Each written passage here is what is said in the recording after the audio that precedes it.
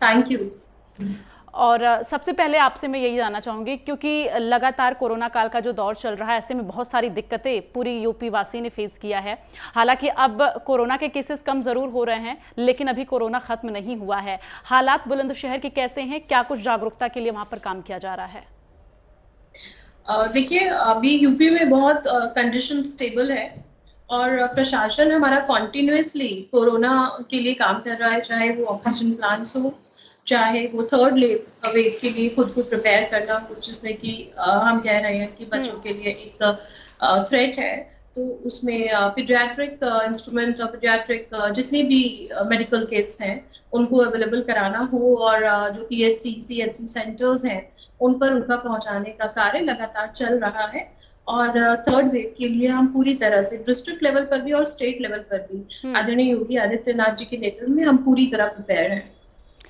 अंतुल तेवतिया जी, सबसे पहले तो ये कि विकास कार्य किस तरह से बुलंदशहर में देखा जा रहा है, और वैक्सीनेशन की जो समस्या है वो किस तरह से उसको ख़त्म करने की कोशिश की जा रही है, ज़रा जानकारी दे दर्शकों को। देखिए, जहां तक वैक्सीनेशन की बात है तो गांव गांव जाकर, गांव गांव शहर शहर हर मोहल्ले में यहाँ तक कि अब कैंप्स लग रहे हैं वैक्सीन के। 18+ 45+ हर एज हर वर्ग के लोगों में, उनके घर घर तक जो हमारे बूथ अध्यक्ष हैं, मंडल अध्यक्ष हैं, वो घर घर से लोगों को कनेक्ट कर रहे हैं और उनको वैक्सीनेशन कैंप्स तक लेके जाकर और उनको वैक्सीन लगवाने का काम कर रहे हैं। तो इस एक बहुत कोरोना अच्छी काल के मात्रा में दौरान, वैक्सीन। अंतुल जी, इस कोरोना काल के दौरान आप अपने स्तर से किस तरह से लोगों तक सुविधाएं पहुंचाई हैं, और साथ ही लोगों को जागरूक करने के लिए आप क्या कुछ कर रही हैं? देखिए, जब कोरोना की मैं समझती हूँ एक वेव थी, जब एक लहर चल रही थी कोरोना की, तो हम सब ने मिलकर, चाहे वो कोई भी हो, अपने स्तर पे हर किसी ने पूरी तरह से कंट्रीब्यूट किया है। चाहे वो हमने खुद ने मैंने कॉन्सेंट्रेटर्स डिस्ट्रिक्ट लेवल पे पीएचसी सीएचसी सेंटर्स पे पहुंचाए हैं। हमने medical kit CHC PHC centres पे, और गांव में जो मतलब ग्रामीण क्षेत्र के लोग जो सीएचसी पीएचसी सेंटर्स नहीं पहुंच पाए और किसी माध्यम से हमारे उनसे कनेक्शन हुआ और हमें पता चला कि बहुत स्टार्टिंग फेज में उनको कोरोना के सिम्टम्स आए हैं, तो हमने अपने डॉक्टर्स से परामर्श करके उन तक कोविड किट पहुंचाई, ताकि वो वहीं पे उनकी हालत में सुधार आए और वो आगे डिस्ट्रिक्ट लेवल पे या सीएचसी पीएचसी सेंटर ना पहुंच पाए और घर में दुरुस्त हो जाए। तो देखिए, ये काम कोरोना हमने का जो किया है। सेकेंड फेज था वो किस तरह से निकला ये हम सभी जानते हैं, और हम सब ने देखा कि किस तरह से लोग परेशान थे ऑक्सीजन के लिए और आईसीयू बेड के लिए, क्या क्या दिक्कतें लोगों ने फेस की हैं, ये हम सब जानते हैं। लेकिन थर्ड फेज के लिए भी लगातार एक्सपर्ट्स की तरफ से कहा जा रहा है कि तीसरी लहर भी कोरोना की अगस्त लास्ट में, आज एक रिपोर्ट सामने आई है जिसमें ये कहा जा रहा है कि अगस्त लास्ट में तीसरी लहर भी कोरोना की सामने आ सकती है। लोगों में जागरूकता बिल्कुल भी नहीं दिखाई दे रही है, क्योंकि जब से केसेस कम हुए हैं लोग बिना मास्क के घूम रहे हैं। जी, बिल्कुल ठीक कह रहे हैं कि हम थर्ड वेव के लिए एक रिपोर्ट्स बहुत सारी सामने आई हैं। और देखिए, जागरूक करना, जो हमें जागरूक खुद होना पड़ेगा। We have to make sure that we keep mask every time we move out of the house. लेकिन जैसे ही थर्ड वेव आएगी तो मुझे लगता है सरकार अपने माध्यम से तो पूरा काम कर रही है, लेकिन लोगों को जागरूक कराना ये हमारी जिम्मेदारी बनती है और हर नागरिक की जिम्मेदारी बनती है। तो देखिए, कोरोना में सबसे जो इम्पोर्टेंट चीजें हैं जो हमें ध्यान में रखनी है, वो कि हम एक प्रॉपर डिस्टेंस लोगों से बना के चले, जितना कम से कम हो हम उतना घर से बाहर निकले। बट क्योंकि जब लॉकडाउन होता है तो बहुत सारी चीजें हैं जिसमें लोग सफर करते हैं। तो मैं समझती हूँ कि जहां मैं देखती हूँ कि लोग सारे प्रिकॉशंस लेके काम कर रहे हैं, बट कुछ हमारे एरियाज ऐसे हैं जहाँ पे लोग केयरलेसनेस हो जाते हैं, केयरफुल नहीं रहते हैं।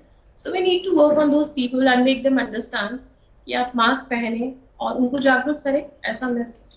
अंतुल जी, देखिए, जब कोई किसी जिले का जिला पंचायत अध्यक्ष होता है तो उस जिले की पूरी जिम्मेदारी बन जाती है, और ऐसे में अभी बुलंदशहर की तमाम ऐसी तस्वीरें देखने को मिली हैं, हमने दर्शकों को भी दिखाई हैं, जहां पर लोग सोशल डिस्टेंसिंग का पालन नहीं कर रहे हैं, मास्क का प्रयोग नहीं कर रहे हैं। कई ऐसे पुलिस अधिकारी भी दिखाई दिए कुछ जगहों पर, कुछ चौराहों पर, कि वो मास्क का प्रयोग नहीं कर रहे हैं। क्या वजह है, क्यों आखिर इन गाइडलाइंस का पालन नहीं किया जा रहा है? क्योंकि अभी कोरोना गया नहीं है। देखिए, वजह कुछ नहीं है। जब चीजें लगता है हमको कि चीजें एक दायरे के अंदर हैं और जो ये महामारी है वो एक विश्व रूप नहीं ले रही है और जो इसका पीक है वो नहीं है, वो निकल गया है, तो कहीं ना कहीं ये आमजन जो है उनके दिमाग में ऐसे बैठा लेते हैं कि नहीं अब कुछ नहीं होगा, अब ठीक है। लेकिन मेरा सबसे ये आग्रह है और अपील है कि कोरोना अभी खत्म नहीं हुआ है।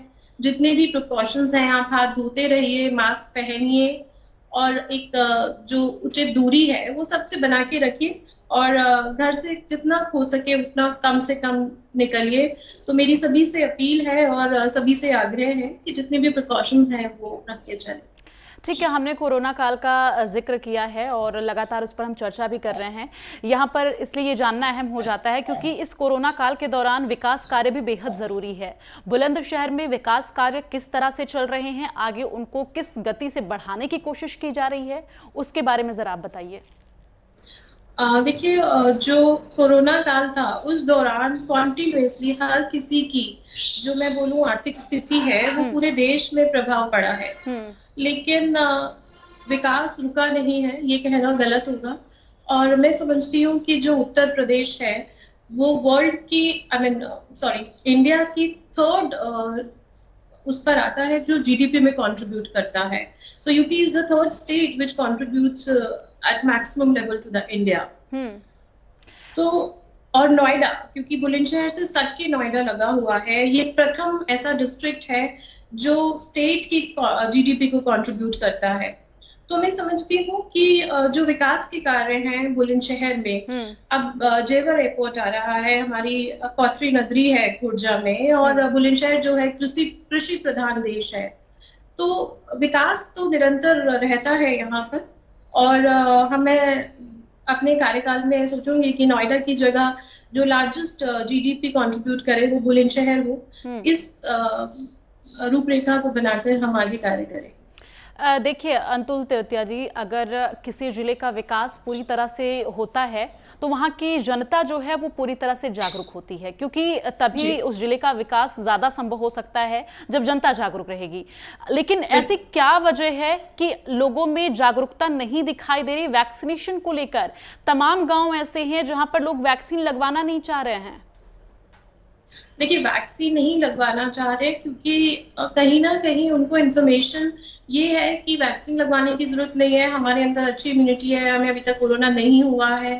तो उनको समझाने की जरूरत है और उनको समझाकर वैक्सीनेशन सेंटर तक लाने का, जैसा मैंने आपको पहले भी बताया, हमारे पार्टी के कार्यकर्ता और जितने भी सोशल वर्कर्स हैं, चाहे वो एनजीओज हैं, चाहे वो और अन्य कोई भी सोशल वर्कर है, वो सब कर रहे हैं और लोगों को समझाकर उनको वैक्सीनेशन सेंटर तक लाकर उनको वैक्सीनेट कराने का काम कर रहे हैं। देखिए, जहां तक आप भी जानती हैं कि हमारे यहाँ पे इलिटरेसी थोड़ी सी ज्यादा है, तो लोगों को ये समझाना पड़ता है कि वैक्सीन लगवाने से कोई इल इफेक्ट्स या it's not life threatening to you, तो उनको काउंसिल करके और सेंटर्स तक लाने का काम हम कर रहे हैं।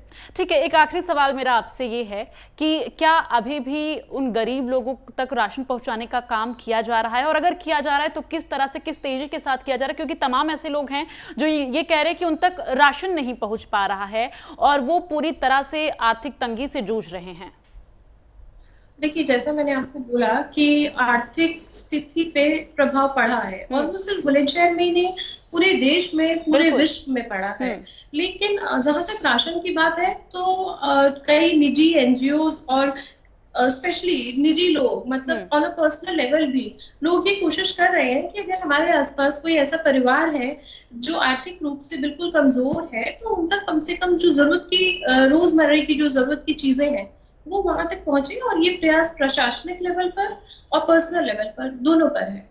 चलिए, तमाम बातचीत के लिए और ये जानकारियां साझा करने के लिए बहुत बहुत धन्यवाद आपका अंतुल तेवतिया जी। तो हमारे साथ ही अंतुल तेवतिया जी जुड़ी हुई थी, बुलंदशहर से जिला पंचायत अध्यक्ष हैं, और ऐसे में उन्होंने ये जानकारियां साझा की कि किस तरह से बुलंदशहर में अभी भी लोगों तक राशन पहुंचाने का काम किया जा रहा है, और साथ ही वैक्सीनेशन को लेकर भी उन्होंने जानकारी दी है कि जो बीजेपी के कार्यकर्ता हैं, जो कुछ एनजीओज हैं, वो लोगों के बीच में जाकर ये जागरूकता फैलाने की कोशिश कर रहे हैं कि वैक्सीनेशन जरूर करवाएं, क्योंकि बेहद जरूरी है। कोरोना से अगर बचना है तो वैक्सीन जरूर लगवाना है। और चलिए, इसी के साथ बस इतना ही। आप देखते रहिए नेटवर्क 10। जय हिंद।